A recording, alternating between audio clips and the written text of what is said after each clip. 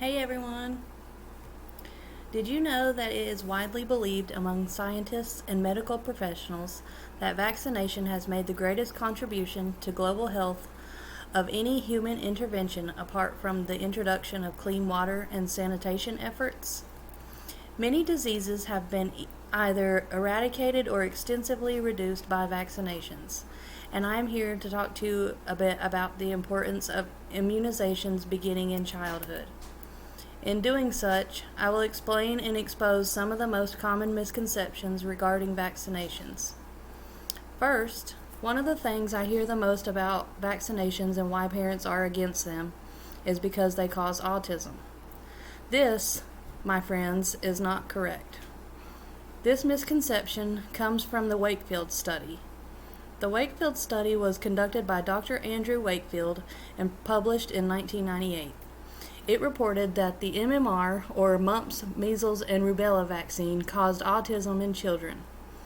This study, in turn, caused a significant anti-vaccination movement, and the percentage of children receiving immunizations against MMR and even other vaccines dramatically decreased, subjecting them and their communities to preventable diseases.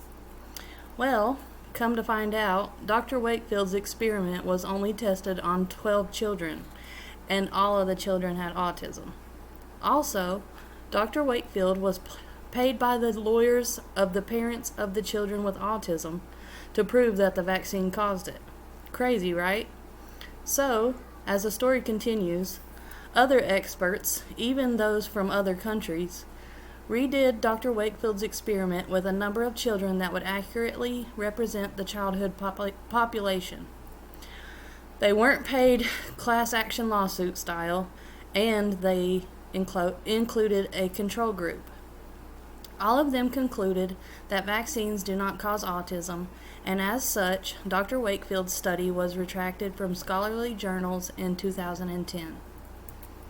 Next, I have also heard parents say, "The vaccine contains the virus and will give it to my children." This one is partially false. The vaccine does contain the virus, but it is either dead, attenuated, or weakened as a live virus but weakened, and is in such a small amount that it makes infection impossible. The vaccines only contain enough of the virus to create an immune response in your body, not to actually give you the disease. This immune response teaches your cells that the virus is foreign or harmful and will instruct the cells to attack and kill it each time they contact it in the future. Pretty cool, huh? And here is a chart of a cell's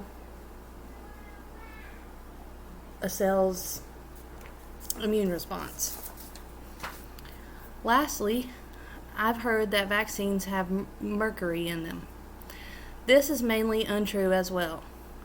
Thimerosal is a mercury-containing agent used in vaccines as a preservative to combat contamination in the vials from bacteria and fungus until 1999.